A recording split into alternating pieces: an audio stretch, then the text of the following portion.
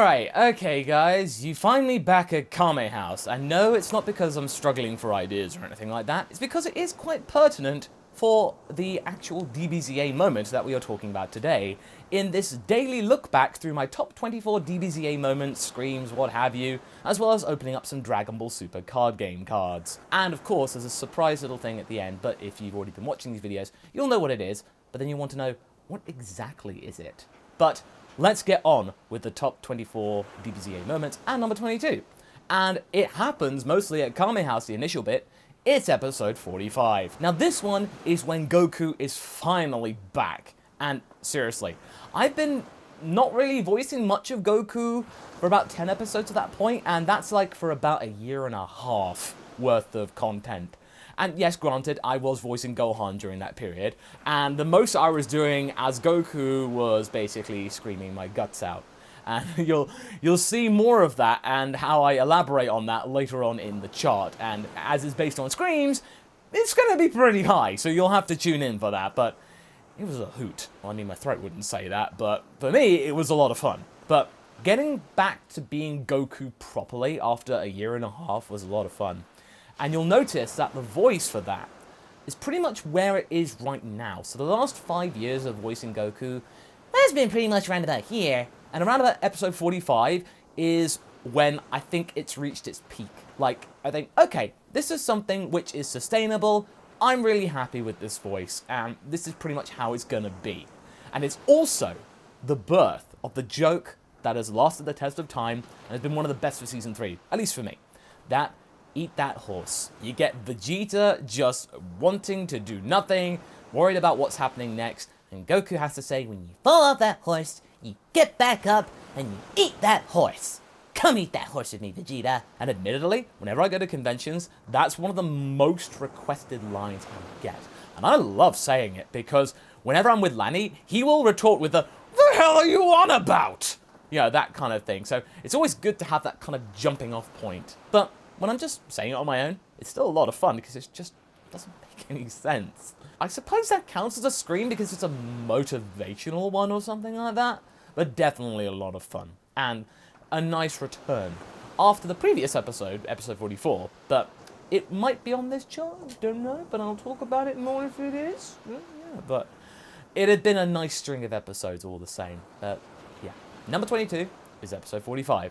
But let's get on to the second one. So Kame House brings us Android 17 and 18, and they actually swung by in this episode. So it's actually kind of apt. And again, I pick these randomly, so I make sure that I don't, like, get something which is, like, predictable or anything like that. So, okay, let's see what we got. Okay, ooh, okay. Speaking of, Android 18, and this one is Speedy Substitution.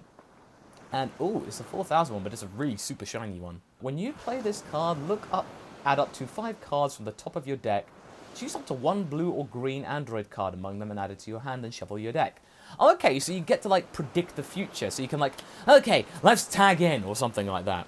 Okay, Android 21, the Ringleader, is what we have now. So activate main. If it's once per turn, if it's a blue or green card, your leader card is an Android card. Choose one Android 21 scheme in your drop area and activate it. So it's like activating another card, mostly.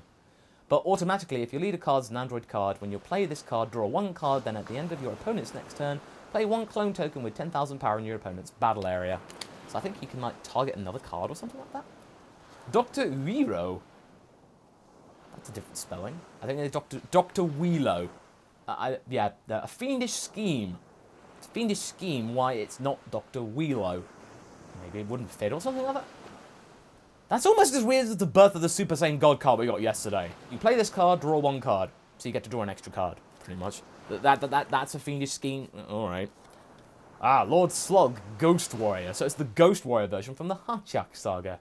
That's a way to keep him relevant, because it's not the Lord Slug movie, he was in a saga! Yeah, sure.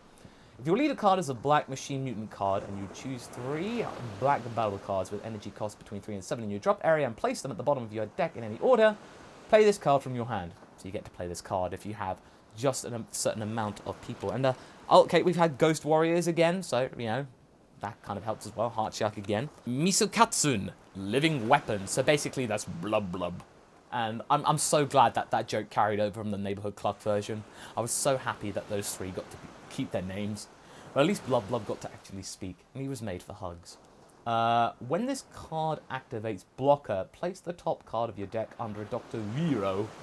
Sorry, I can't get over that. In your battle area. And this card can't be KO'd in battle by battle cards with an original power of 15,000 or less. So it kind of acts like a shield for any kind of like low power cards or something. Okay, Supreme Technique Son Gohan with the bang down, as you may notice. Once per turn, choose one clone token from your opponent's battle area and remove it from the game. This card gets 10,000 plus power and critical for the duration of the turn. So okay, you remove the token and you get its power, so you can make it from 10,000 to 20,000. Yeah, that'd be pretty handy.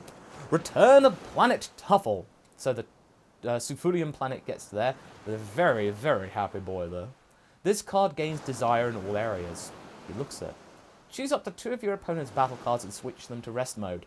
Oh, okay, okay, this one's kind of pretty handy. I might use that because it's just like, oh, okay, you have 2 cards there, but no, you can't use those for now.